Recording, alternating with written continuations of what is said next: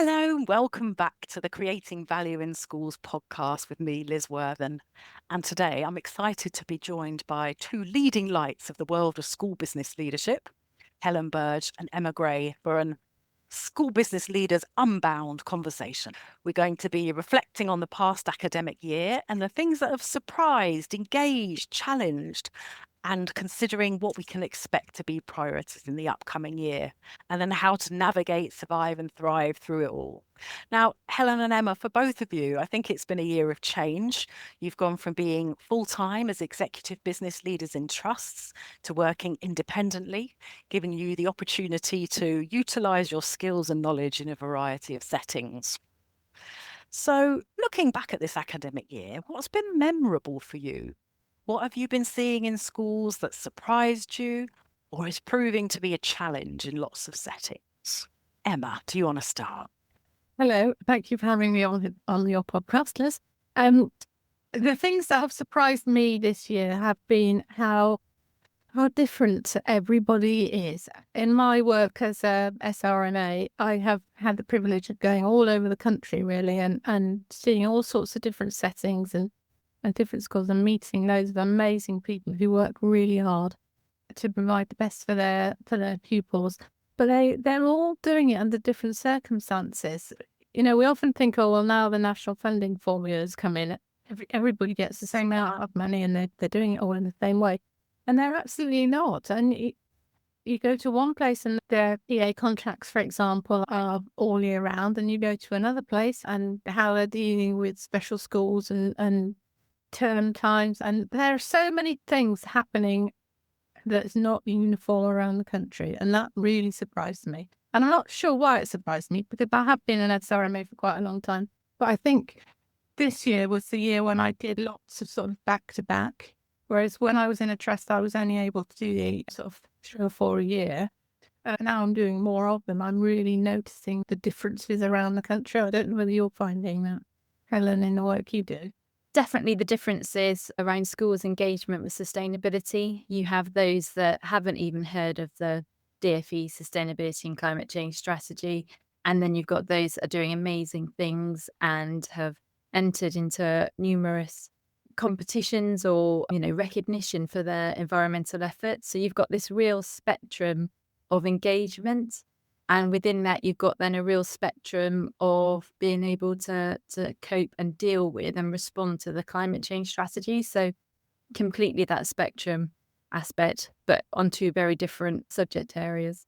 Yeah, and on the sustainability agenda, Helen, for those schools who are earlier in the journey, are there things that they can do to try and get it to be more of a priority? Because I think for some schools it's a challenge, isn't it? Everyone's pressed for time. There are so many things that are urgent. And sustainability is the kind of thing that might feel like it's further down the agenda. Yeah, so I think the schools and trusts that I've spoken to that are really running with it and have had some real success, the key to their success has been engagement from the top, from the executive team, from trustees, from governors. So it's having that culture part around to it they've worked on that, they've created that, they've explained the reasons why it should be happening, what we can be doing around it. And that's how they've had real success, rather than it being a tick box exercise and a bolt on to what's currently happening. Having someone who is leading it and feels passionate about it is the key, I think. That makes sense, doesn't it? Always starts from the top. And Emma, going back to your work as an SRMA, School Resource Management Advisor, is that correct? So part but DfE initiative to help schools find ways to find efficiencies. So it sounds like, I was going to say, what are some of the lessons you've been able to glean or common things you've been seeing? But I guess then it's all been different, or have there been common themes emerge? There have been common themes. Free school meals is a big one that I'm noticing. And all around the country, free school meals seem to be causing just budgetary stress, really. And again, different areas are having different levels of the amount they get per pupil funded and the amount they're having to pay contractors. The difference in that is sometimes shocking, I felt. But yeah, the thing I love about the SRMA and also the other work that I do as first pillar is that I can sometimes take a tiny little nugget from one setting and just share it with the next school along. And that can be a game changer for them. And it sometimes it's the smallest thing that you can say, have you thought about, I've seen in another school, I don't name names, I've seen in another school they're doing it like this. And yeah, it can absolutely. So that's one of the key benefits of the SRMA is that they bring in that ability or that knowledge of having seen how best practice works in other settings, similar or not, and they're able to say, have you thought about this? Have you thought about that? And really able to advise. And there is a lot about, where can we find cost efficiencies, but that's definitely not all it is. And schools, should really embrace the opportunity of having an SRMA, a real opportunity that I think schools, both maintained and academies, shouldn't be afraid of or concerned about, because they're really there to go in and support and advise and just be an extra pair of eyes. Brilliant. Thank you. Okay, and I would like to come back as well. But one of the things that surprised me this year is food. I feel like food is high on the school agenda at the moment, talking about cost of free school meals itself. And yes, it's great, I think, that the government is extending access to free school meals from 2026. But we've got this challenge of funding them. And then of course, and that also then takes us into the realms of sustainability and things. But first, Emma, do you want to explain a bit more about what's the issue with meal funding? Well, the issue is meal funding. And when it first sort of hit me, it was that I went into a school and they were getting £2.54, I think it was, in funding for a free school meal. And they were having to pay £3.30 for that same meal. And this was primary school. So they weren't feeding them at other times, because that can sometimes balance out the difference. But that seemed to me to be too much of a strain on their budget. And one of the problems is that LAs are sort of departing from county contracts. So the onus is much more on the independent contractor to try and keep within £2.54 actually isn't very much, even for a reception child's meal. You've got all the staffing, you've got the nutritional standards, you've got a whole sort of back office support of payment and finance and, everything that goes with that free school meal. But you're also right about the sustainability angle of food. And I think that is something that's going to come in more and more next year. And I'm going to pass over to Helen now, because she's the expert on this. But it strikes me that pupils, down to the very smallest, understanding where their food comes from, farming and agriculture, how food is produced, how it works with wildlife conservation, and all of that sort of thing is just as important as that sort of final meal that gets on your plate. I think, Emma, what concerns me about that example you just gave about that school and the gap between what they're being funded and what they're having to pay a contractor for is that there's no incentive then for the school to encourage uptake of free school meals or to encourage children whose parents haven't yet applied to have free school meals. So it really worries me that the whole system there is geared against these most vulnerable children and their families, and that really saddens me. And I don't think that it's not as straightforward as saying there's a good guy and a bad guy in all of this, because also the catering companies, I wouldn't say they're making loads of money. They have to cover their costs. Like you said, there's staffing, there's training, there's compliance, there's a whole host of things that we need them to do. And then on top of that, what I have seen quite a lot of in schools is the enormous food waste. So we might be paying £3, whatever you said it was, per meal for this child to eat, a free school meal. And then in actual fact, we're throwing quite a lot of that away, food waste. And that's either because there's quite a lot of production waste, plate waste, the child doesn't like what's on the menu or wants to be outside playing with their friends, or, we've just done ordering incorrectly and we've got counter waste. So there's like this whole issue around efficiency and effectiveness around free school meals, but also school meals generally. And obviously there's a sustainability part of it. And I could talk about that there's menu choices that you could make about taking red meat off the menu, and replacing with more vegetables and pulses and maybe occasionally chicken, and obviously there's got to be fish. So there are menu discussions that could happen, and maybe in a school that finds themselves with, they've got a high number of children that are entitled to free school meals, but the uptake is low, they might need to have a conversation with those children and actually do some work around the menu. And it could be around maybe how it's labelled, or it could be around how it looks. You have to have some really quite open and honest conversations. The contractors that I've worked with have always wanted to engage. Of course, they want uptake. They want to feed children. They don't want to produce food in a kitchen and then throw it away. They want to feed children. So it might take quite some time to get the right solutions in the right order. But I do think the school's interest to talk to their catering contractor or to talk to their in-house team is really, really important. And then you can start having conversations about reducing food waste, or where your food waste goes, whether it goes to oleo, whether you're composting it, whether your council is processing it correctly. But whatever you do not put it in the general waste bin. Yes, because in fact now the simpler recycling regulations are in action for schools, aren't they?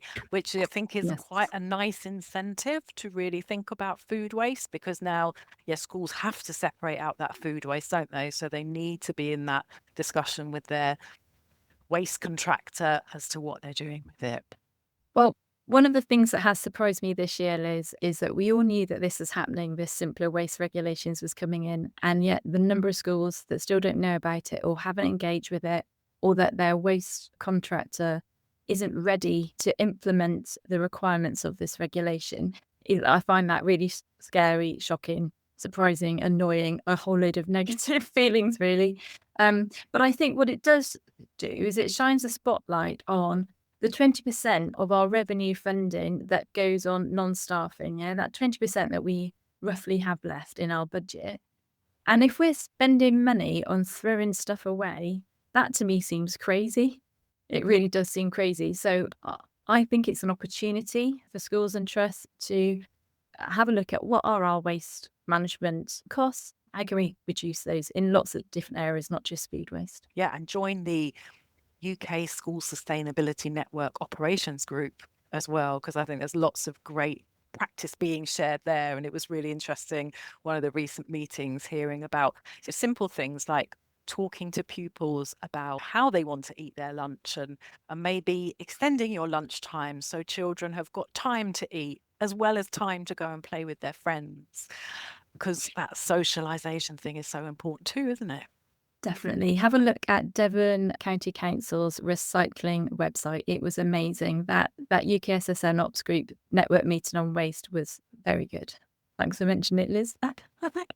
So yeah, what else have we been seeing as challenges this year? Staffing continues to be a challenge, and that's not going away anytime soon. There are lots of different angles around staffing. It's capacity, workloads, the sheer sort of variety of the work that needs to be done, the increasing need for pastoral support, just adding additional costs to budgets, leadership, how you replace local authorities in the work that they've done, if that's relevant for your school. Yeah, there is just so much going on. Training is something that often gets, as budgets get tighter, training is something that is squeezed.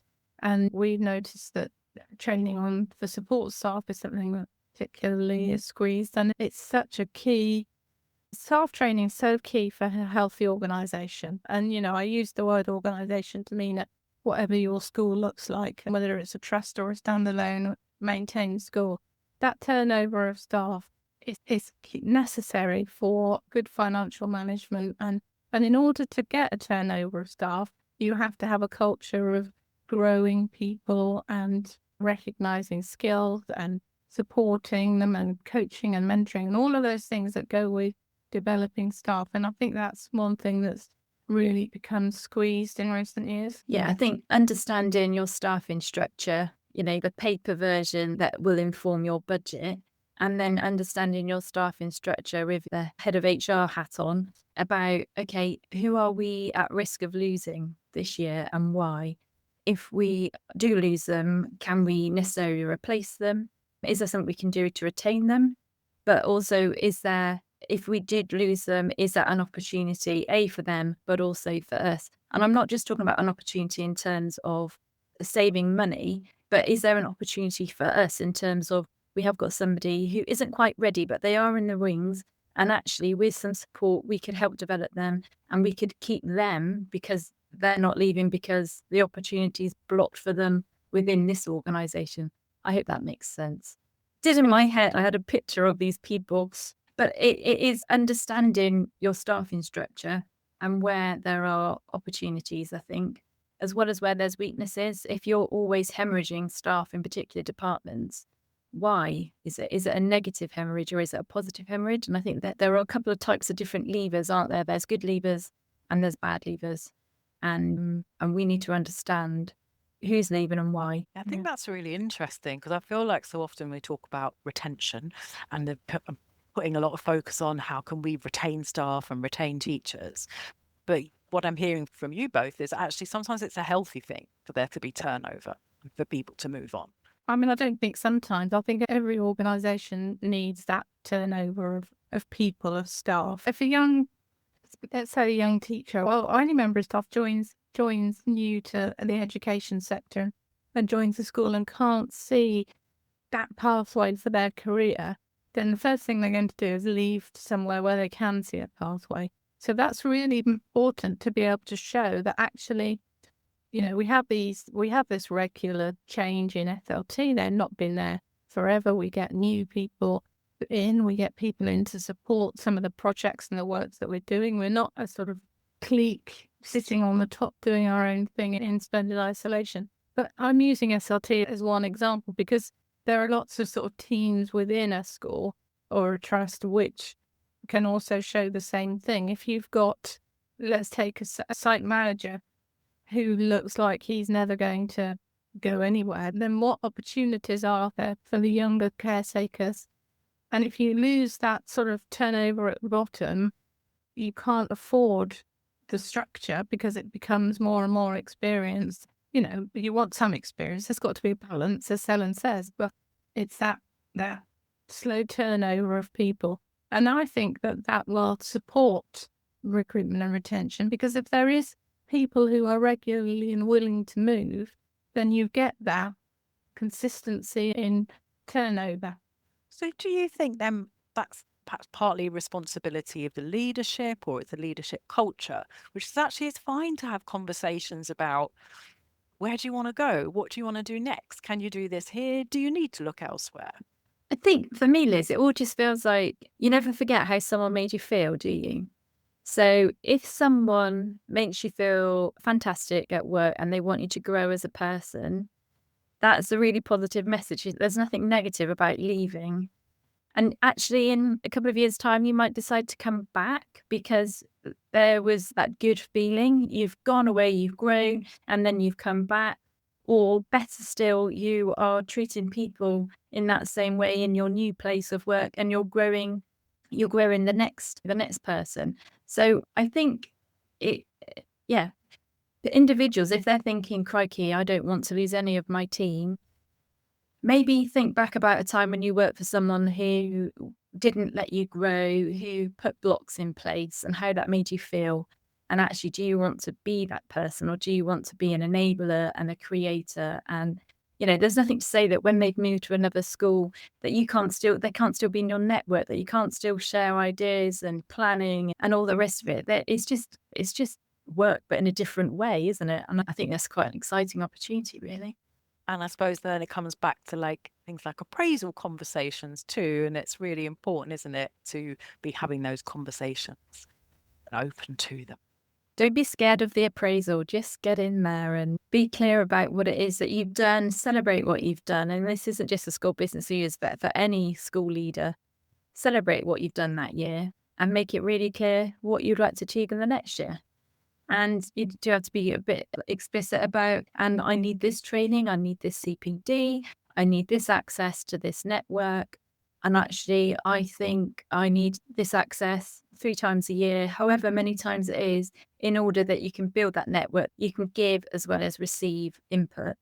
And I think that's really important. Thank you. So thinking ahead then, what kinds of things do you think you're going to be focusing on this year, or do you think schools will be focusing on? What do you see as the upcoming issues? Well, there are all sorts of different things, aren't there, going on. I do think there is going to be ongoing focus on finances and lack thereof. There is ongoing focus on SEN, pastoral care of pupils, because that, I think COVID has had a lasting impact on children, especially, and certainly adults, but children have been affected in all sorts of different ways. I suspect there'll be more movement towards applying diagnoses, because there seem to be a lot of those going through on the SEN register.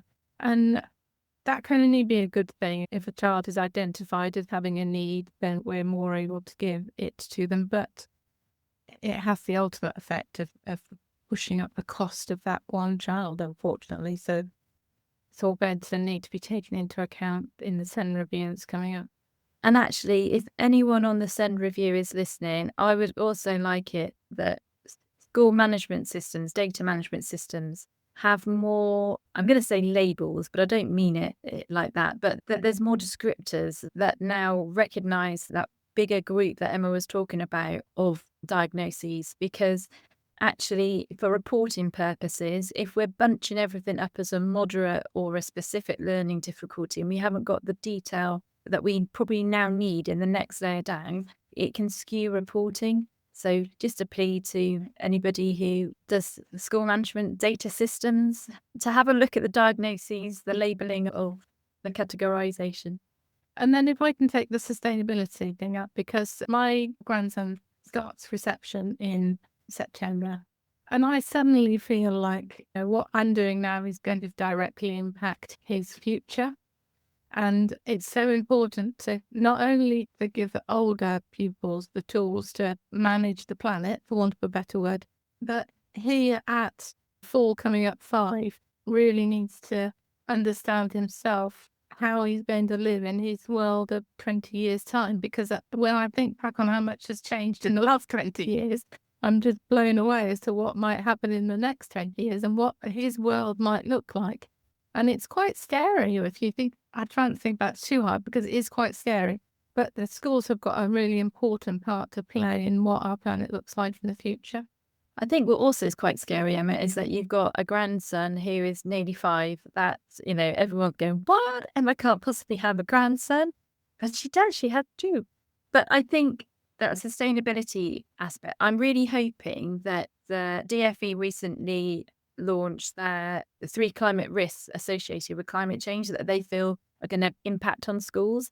And they're quite scary, because it's flooding, it's also water scarcity, and it's really high temperatures. Even though that's really awful, I hope that that's also an opportunity for schools and trusts to realise, gosh, we do need to do something. We need to put this on our risk register.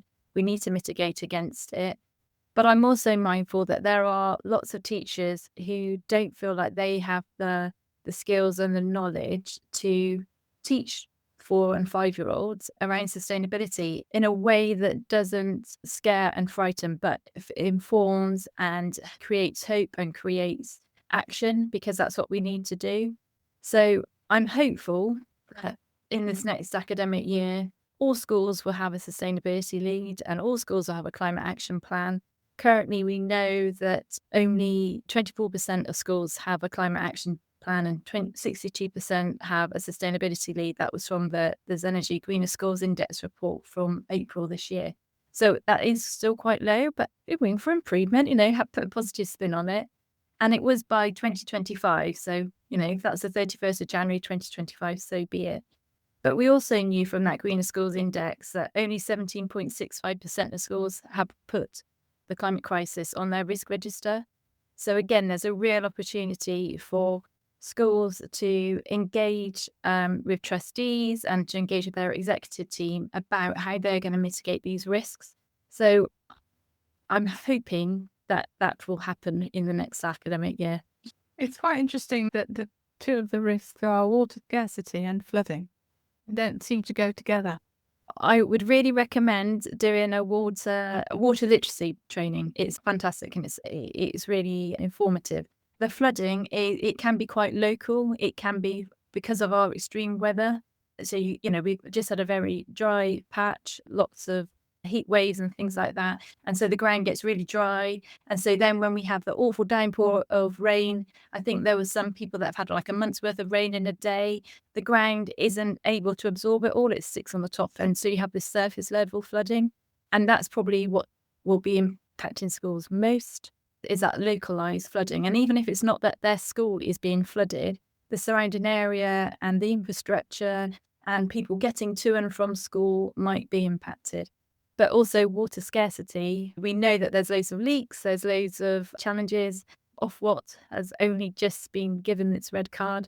So there's quite a lot. And I hope that the government are going to tackle water scarcity as well as water waste. And if schools can manage their water system better, that would all help for definite. Sorry, you triggered me then, Emma, didn't you?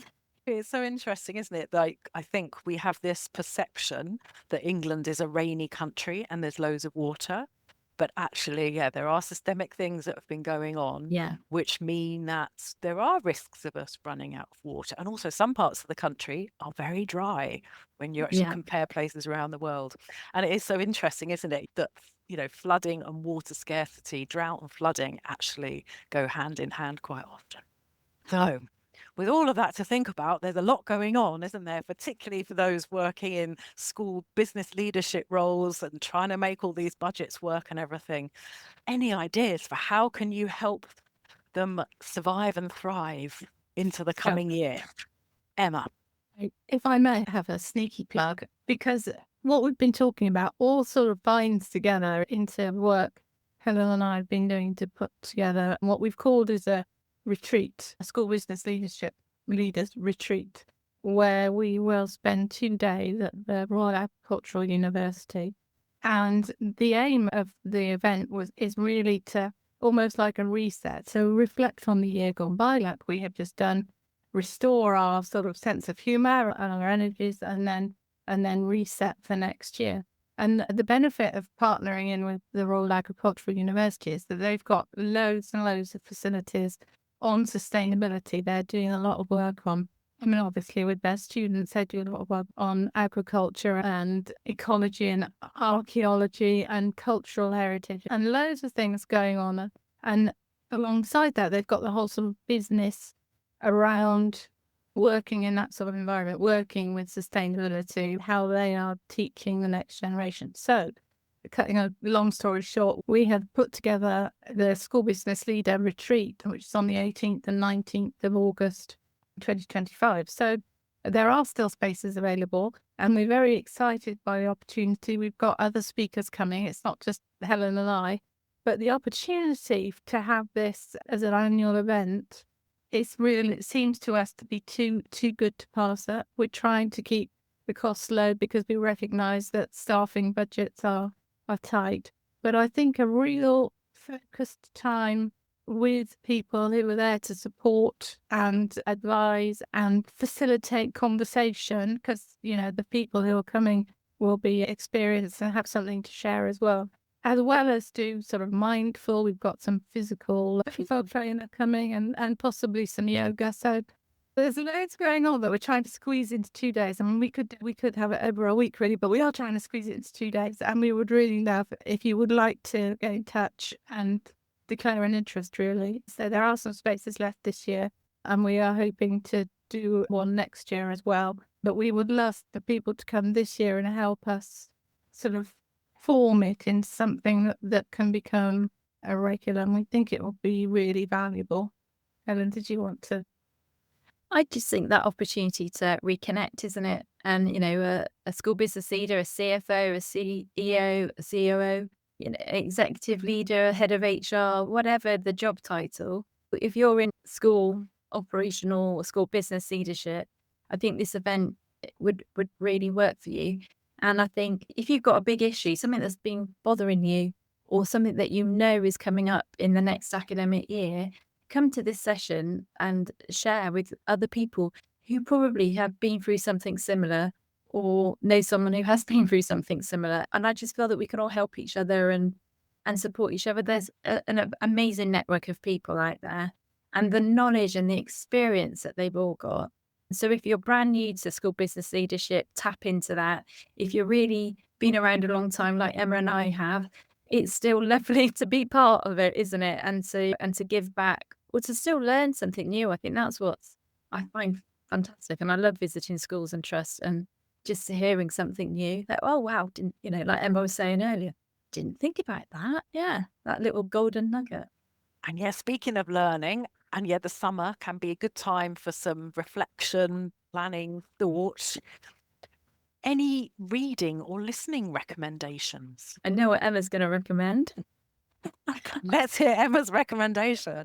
Well, it's very much an adult podcast but yes, I do like my podcast. And actually, I like Maggie Cage, the Infinite Monkey Cage, because it's just so interesting. And they had a really good episode. If you listen to any of them, listen to the 201st episode, because that has a big section on climate change and sustainability that is really interesting. And I can't, it's a bit of a guilty pleasure, but I can't help but love How I Dissected My Boss, which is not what you think it's going to be at all. It's very much adult language, but yes, I recommend those. But it's like manners, isn't it? And how to sort of deal with life. It is a good podcast. And yeah, you recommended that to me in the past. I think I was traveling a long way on a train and you said, listen to that. I would also add, again, a sort of light touch. The rest is entertainment, because I think that just completely takes me out of my normal world and I hear a bit about a completely different department. But also, as books go, I've really been enjoying, I'm probably a bit late to it, that Mel Robbins, the Let Them Theory. Mel Robbins, she's on Instagram, and I think she's got podcasts as well. But the Let Them Theory is very interesting. And obviously, I'm going to have a sustainability book recommendation, and that would be Laura Tobin's Everyday Ways to Save Our Planet.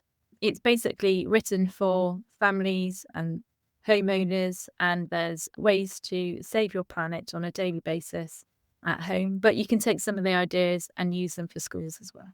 Fantastic. Thank you.